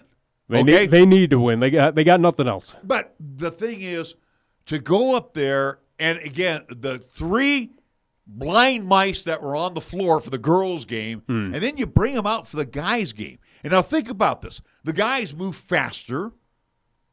They're a little, and to be real honest, the guys are a lot more talented. And again, these guys were trying to take over the game and slow it down. Yeah. And again, it's not, Thunder Basin had no shot at winning this thing, but they did kind of rally back. They rallied back a bit, but for Cheyenne Central, it was pretty much they know what needs to be done. What's the tempo of Cheyenne Central? Fast, up, fast. down, and hey, get it. If I can't get the shot off, I'm going to go inside. But even when the game slows down, and Central's run into a few of those contests where things can slow down for them, it's a testament to that talent on that team, but also to, again, head coach Tag Lane of what he's done with his Indians, of where they're prepared for pretty much anything. I understand that, but also, too, when you slow it down to a crawl, when you slow it down, and also, too, where we had a few Indians that were on the verge of fouling out as well, too, and again, namely Lawson Lovering, who it seemed like with that officiating crew had that target on his back. Had that target on his back for some kind of ticky-tack fouls where it's like, I don't know. Again, thankfully, or at least it almost brings up the argument of you need an officiating crew or at least a governing body to look at some of this video, whether it's from us, the NFHS feeds throughout. Again, now it is video stream. Nothing's going to happen, Nick, because they're gutless. The state is gutless. Goes right up there to the Wyoming High School Activities Association. Gutless. And what bothers me, and I say this right now because I don't have to be there. And you know what? They kicked me out for all I care. Yeah. I don't care anymore. I'm sick and tired of it. But what bothers me is that regional tournament is going to be held in Thunder Basin. What kind of crap is going to be whistled up there? Well, again, where we talked last week of at state tournament time, where instead of finding a neutral site for Kelly Walsh and Cheyenne East, where again that was happenstance with Region 9, at least postseason play with Casper College, but still, though, you had Casper Kelly Walsh on the boys' side, who were eventually your state champions, take on Cheyenne East, who was anticipated to be your state champions going into that, and again, high seed, and yet you made the East High Thunderbirds play at Casper Kelly Walsh, even though it was supposed to be a neutral site. It really wasn't, and we talked about how it was not going to be a neutral site, and could in theory could have cost Cheyenne East in the long run. You have a good argument. You have a good argument that Kelly Walsh had home court advantage playing at their own place. Even at the Swede, it's a home court advantage for either Natrona or Casper Kelly. To a certain degree. It's not as bad as playing at their actual gymnasium. But playing in Casper, that's home court advantage. Well, arguments are going to be made if you bring it down to Laramie. I don't care where we play it. I'm just saying. The point is, it's always home court advantage. I'm just saying it's not as bad though as it was last year at as blatantly saying, hey, Trojans, play at your home place against Cheyenne East in the state tournament. Again, you go back to this team. Basically, my sense is that with the Activities Association, they have no common sense. They've made mistakes like this in the past that it doesn't surprise me. I'm done with them. I'm done. I'm done with their leadership there. Again, after what I saw this past Friday, and again, it's all video. I watched it. I got so angry watching it. It's no longer that we talk about it, people have to trust us. It's no, we got evidence now where, hey, even with the camera that's now in, it's more clear on the video presence now on our YouTube channel. You now go and say, hey, are they messing with us, or is it something that's actually true? And now we have that video evidence to kind of back it up and saying, hey, we're not crazy. Here it is. And we're not reacting to what the parents are reacting to. The parents almost lost. Basically had to, they had to be seat belted in. Yeah, parents almost lost it. They were getting a little upset with it. We're calling it, and again, we didn't have the best venue to watch this, but we could see just about everything. Yeah. And you're seeing calls that come out of nowhere. And again, I was mentioning this morning. The call that still drives me nuts is the half-court call on a play underneath the bucket, and the old guy that was there doing the game standing right there and doesn't say nothing. Nope. Doesn't overrule the guy. And the scary thing as well, too, is in that contest, or at least in both, we had late calls by all three officials where it was pretty much of, I'm not sure, we'll go with that one. I mean, we were talking well after the play, whistle blown. You take about 5-6 seconds to decide of what you just blowed a whistle on, and then that was your determining factor, which upset not only Cheyenne Central, but also, too, we saw some interesting looks from Thunder Basin from that, at least from those stats. And again, you mean to tell me, especially, and I don't know, I'm assuming now this crew is from that area. Well, I would think so, especially with one having... No, two of them were having conversations within the stands. I'm talking one of them has actually, again, family member playing for Thunder Basin, so we know that. All right, but my point is, no, that was in the JV contest. That was a JV game, but either way, those I'm talking about on the varsity side. On the varsity side, you mean to tell me Wyoming High School Activities Association, and again, we made the drive from Cheyenne to Douglas, 59 over to Gillette, okay? It was windy. You mean to tell me that you have no officials association in Wheatland, Torrington, Douglas, Casper, you don't have any associations of guys that could have went up there to be neutral and call this game? No, we don't do that. What the Wyoming High School Activities Association does, it sets itself up to get beat up by guys like me. Because, again, you're gutless. Well, again, go off of the track record so far, again, with basketball as well, too, as a mainstay right now of, again, whether it is officiating crews, the lack of a shot clock right now in high school athletics in the state of Wyoming. Also, too, again, this new quadrant play in regional tournament, at least format with double elimination, where again we've had coaches on here talk about, and again, it's not just Cheyenne, it's throughout the entire state of Wyoming. Not too happy with this. It's pretty much of, well, we got to deal with it, but this is not a great way to play basketball, or at least it basically says, hey, regular season, whoever's number one or at least best team in the state, who cares? You don't get an automatic bid. You now got to play additional at least contests, or at least there's no guarantee to be the best team. You could lose your opening round game. You could be the number one seed. That's your glaring thing that the Activities Association has no idea what they're doing right now, where, again, you have this postseason tournament style that does not award teams for doing the best during the regular season. Teams that again, with Cheyenne Central, East, South, It's not like they're beating up on a Pine Bluff or a Burns or going down lower classes to take on teams to bolster up those wins. No, we see Cheyenne East being in the power to play, taking on teams out of the state of New York and competing very well. Up in Campbell County, at least with Thunder Base in Campbell County, they were taking on those similar teams. With their energy Central classes, seeing teams down in the state of Colorado, seeing also to Scottsbluff, Nebraska, that's very talented. It's not like teams are out there designated to take on lower classes to bolster up wins. The thing is, the rules for basketball, and again, the rule book is there. But you and me reading the rule book and being on the floor, we have two different interpretations because we're not robotic. You're not going to do what Larry does. But I don't understand how one group can be so takeoverish, using that little phrase. I mean, they took over the game. Yeah. It's not, again, to anybody that officiates, it's not about you. It is about the young men and women on the floor playing the game of basketball. They are taught by their coaches, who I will respect, with Coach Kirkbride and Coach Tagline. It's not like, and especially where they're not teaching them to cheat. Yeah, well, you would hope not, but on the high school ranks, or at least in basketball in general, hey, here it is. You got the official rule book, whether it's by the Activities Association or just, again, you look at the NCAA, NBA, whatever it may be. But hey, here's what you can do. Here's what you can't do.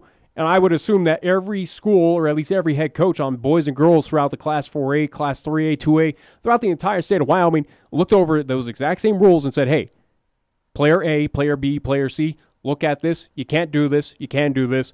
All right, there it is. And, when you get to that level, when you're in the high school level, you know already what the rules are because you've come through the system, and it hasn't changed from 8th grade, 9th grade, 10th grade. The rules are still the same. You can't hand check. You can't, but. The hand check, which, again, has been the most controversial call, or at least it is one of the dumbest fouls, or at least, again, rules of the game right now. It's something that is the most inconsistent call, without a doubt, from these officiating crews, where, we look to, what happened this past Saturday with JUCO basketball. There weren't really a whole lot of hand check calls, but then you go Friday at Thunder Base and every one under the sun was called. How about consistency on that side of things, where, we have a fast-paced East Central game at Story Gymnasium where those teams, it's something that we talk about with LCCC basketball. They're playing their same style of basketball. What changes from week to week? But Nothing. I understand, too, that officials, don't like to get scrutinized, because these guys probably have regular jobs. They could be teachers, whatever the case may be, and guys like me are scrutinizing them. They're going, hey, is it really worth it? Or they don't care. Yeah. But the point is, we are hear. Are you trying to be the local hero of going, hey, how about we pulled off that upset against a Central team or something like that? No, you can't do that. That goes against the credo of being an official, because you're supposed to be impartial. You're supposed to be, but that's where, again, and to be impartial, correct me if I'm wrong, everyone doesn't mean you're from that town. But also, too, everyone's not a pure angel, and also, too, is abiding by the rules or keeping that perfect system. Again, there are those individuals, a few, not majority, but again, you might have a select grouping of it throughout the entire nation where they're going to do something like that. From, again, where we have the infamous, cheating scandal right now with the Houston Astros. You don't think with high school basketball in the state of Wyoming, something fishy like that could be happening too? Not saying it was happening this past Friday. No, I just know I've called enough games, Nick. I've been around this state enough. I know where it's all important to win. And I get that. It's all at all costs. You live and breathe by winning, and that's some right. communities are like that. Yeah. And that's what we saw. And unfortunately, or I should say fortunately for Cheyenne Central, they're just too damn talented, and you're going to have to do a hell of a lot more to penalize them than what you try to do on Friday night. But what I'm upset about, again, I say this to the High School Activity Association, how dare you have the same crew come out for the girls' game and then have them come out for the boys' game? If they were that lousy in the girls' game where they stopped play, and matter of fact, I think you and myself were kidding about it, and we've made comments about this even with the Region 9 guys. When you're calling a foul every 30 seconds and slowing the game down, that it's not good for anybody. You basically make it about yourselves, and you treat those athletes like kids. You treat them like if it was as you mentioned, YMCA basketball. And again, you basically you penalize them. You also you make them look foolish out there, or again, it takes away from their talents. And I know not every kid wears a halo over his head, and I know every kid fouls and does something that deserves a whistle.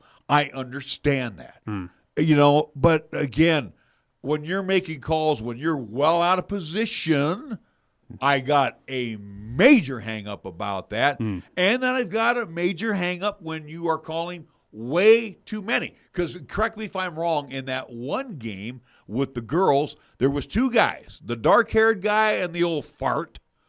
They were calling everything, and the one tall guy with the bald head wasn't calling nothing. He threw in once in a while, he blew his whistle just to make sure it worked. Yeah. And it's like, are you kidding me? This guy, again, of the three-man crew, this guy had nothing to call during the game? While these guys were blowing whistle after whistle? That's up to, again, that individual and that crew of how they figured out things or what they were doing out there. Again, we saw a couple times where they had to get together and discuss of what were some plays. Folks, it's sickening. I'm sick and tired of it. The Wyoming High School Activities Association, who think they are the cure-all, be-all, and they've got all these rules and everything in place and intact, and they teach you about sportsmanship, and they make all these announcements about, we got to be good sports. You know what? Maybe when you get the right people out there, everybody can be a good sport. You're not going to please everybody. I understand that. And again, with the campaign of recent, and I get it of where it comes, and you would assume that it's coming from a good place. But, again, with the whole adage by the Activities Association of, hey, their message of, hey, parents, let's calm it down, or at least the infamous article that came up last year where, again, where you have parents basically getting into it. We saw that in Denver, in nearby Colorado, yeah. Well, it's something that they came out last year of saying, hey, parents, go easy on officials, or at least, hey, don't be so rough on them. But you wonder if that growing trend, though, there's a reason behind it, though. Whether it is something across the state of, maybe it's nothing too out of the realm that parents may have an argument, that coaching staffs have an argument of that this officiating crews that you got out here in whatever class, whatever city, whatever venue, whatever two teams that are playing, maybe it's a trend across the state and it's something on the Activities Association that you're just putting out crews that they're bringing it upon themselves. Yeah. Absolutely. I agree. I totally agree with that statement. So, but again, what we saw Friday night at Thunder Basin, and again, it's all, you can watch it, you can hear it, and again, you're not going to hear just me and you go, oh, what a terrible call. There are fans to the right of us that are not happy. You see it from the fans, you see it from coaching staffs. It was again. It leaves you wondering what game were they watching. Make sure also, too, you have a 5-hour energy drink because, again, those games went on forever. It lulled you to sleep. All right, we're going to take our last time out, and we will be back to get things wrapped up here on 1480 KRAE. Every day we have the opportunity to lead by example. In delivering reliable, affordable, and responsible electricity to power what matters to you. We are taking bold steps to change how your energy is produced. With 50% of your electricity coming from renewable sources by 2024. Because as a cooperative, we are changing together. Whatever the future holds, we'll power it. Tri-State and High West Energy. Cooperative power. Transformed. Cowgirl fans, basketball season is in the home stretch, and Cowgirl basketball returns to the Arena Auditorium for 2 games this week. On Wednesday, the Cowgirls will take on Utah State at 6:30 p.m. Then on Saturday, Air Force comes to town for a 2 p.m. tip-off. Don't miss one of the last opportunities to catch the Cowgirls in action at home this season. Get your tickets today at GoWIO.com or call 307-766-7220. We'll see you in the Arena Auditorium for Cowgirl basketball this week. When you say Mondello Pizzeria, think authentic Italian. When you say Mondello Pizzeria, think made fresh from scratch. When you say Mondello Pizzeria, think great pizza, delicious Philly cheesesteak, superb hot and cold Italian sandwiches, meatballs, sausage, and special subs, calzones, crisp salads, and great service. When you say Mondello's Pizzeria, think unmatched Italian taste. Mondello's Pizzeria, 1507 Stillwater Avenue, your only true Italian stop for lunch or dinner. A diagnosis and treatment plan is now available at the tip of your fingers. Cheyenne Regional Medical Group is now offering Smart Exam, which puts our providers as close as your nearest smartphone or computer. There's no need to sit in a waiting room. Just answer simple questions about your non-emergent symptoms, and we will give you your treatment plan and prescription. This service is only available to our current adult CRMG patients who currently have MyChart accounts. To access Smart Exam, visit us at cheyenneregional.org/smartexam. Healthcare anywhere. What if your bank was more than a bank? What if they gave their resources and the time and talents of their employees to make their community just a little bit better? At Platte Valley Bank, we do just that. Hi, this is Rick Flood, president of Platte Valley Bank, and we are proud to support local events, causes, organizations, and charities that make our area a great place to live. Platte Valley Bank, putting our customers and communities first. Stop in or check us out at pvbank.com. 1480 KRAE is your home for live play-by-play coverage of high school basketball and football. Hi, this is Nick Brody inviting you to hear all the play-by-play calls of East, Central, and South football and basketball. You'll hear the conference action along with the postseason, and during the basketball season, 1480 KRAE features both boys and girls games. Catch all the exciting calls on AM 1480 KRAE, also streaming the games worldwide on the web at 1480krae.com. Here's the latest weather forecast on 1480 KRAE. Weather-wise for today, sunshine expected, daytime high of 28 with a chance of snow flurries developing this afternoon. Mostly cloudy for tonight with a chance of snow flurries. Our low dropping down to 10 degrees. Wednesday's forecast partly sunny. We're calling for a daytime high of 23 with a slight chance of snow developing in the afternoon. And for Wednesday night, mostly cloudy. Our low dropping down to 7 degrees. Fat, lazy, and stupid is no way to conduct a sports talk radio show. We've thrown down the gauntlet, upped the stakes, and made it clear that when it comes to sports talk radio in Cheyenne, there's a new player in town. This is Wyoming Sports Talk Today, and it's only here on AM 1480 KRAE.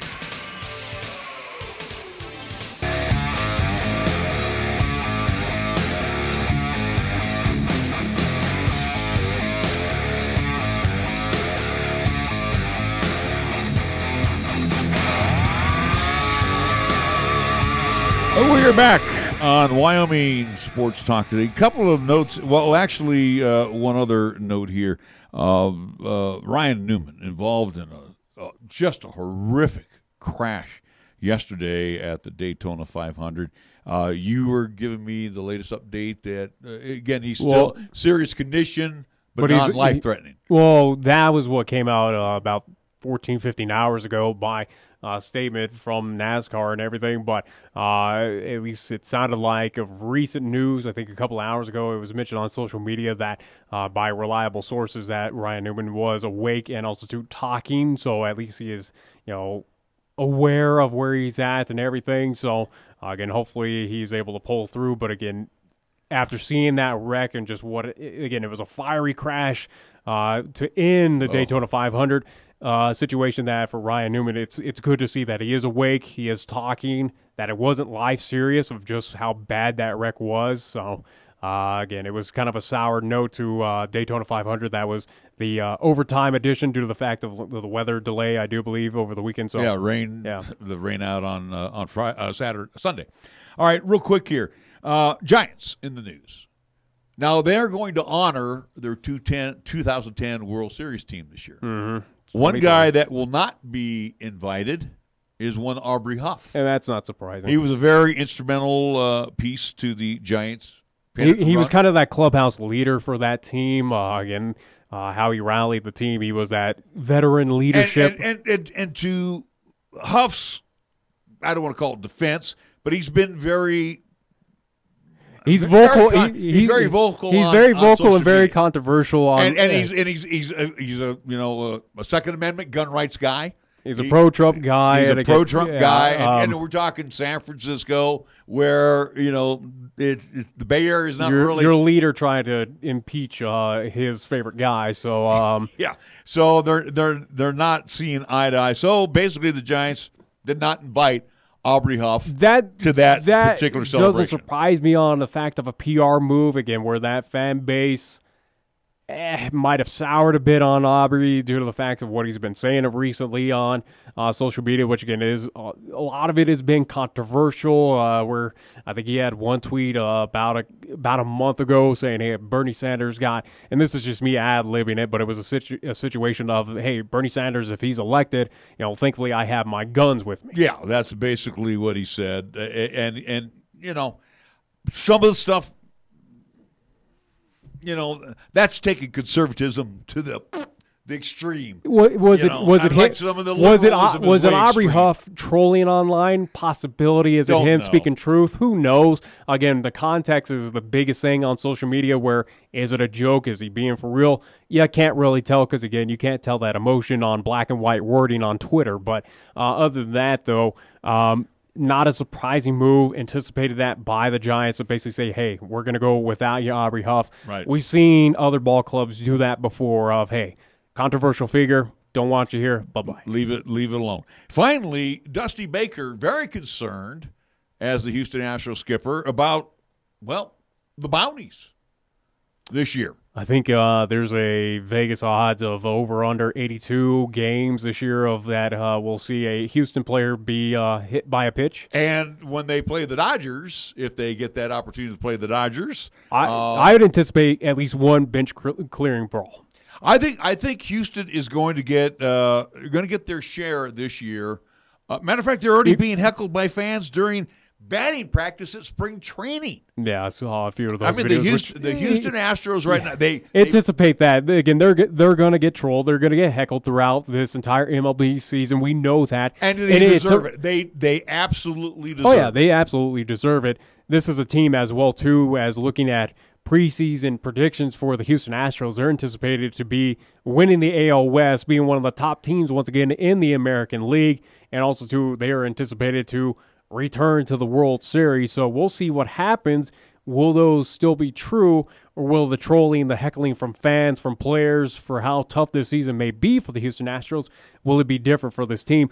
That's going to be that is the biggest question right now. Will they be good, or will Houston kind of cave to the pressure and be terrible? Well, and my question is to you, Nick, especially every one of these guys has a baseball with their name on it. Mm-hmm. Okay? How would you like to be in that batter's box? And again, you got the one ear protector. Yeah. And you got guys that are throwing 90-plus miles an hour, and they are purposely going after you. Yeah. Whether it's headhunters, whether it's going to be in the back, whether it's going to be in the elbow. I mean, these guys that are throwing that may get suspended for 5 games or so, whatever the case may be. Again, they're only going to get tossed out of that game, and then they're going to get a little suspension, which is 3 games, and they start every 5th game. Yeah. So, you know what? There's going to be some good old-fashioned kangaroo courts and also, this too, year. We'll see what happens as well, too, from Commissioner Manfred of what he does. If it does get out of hand, will he implement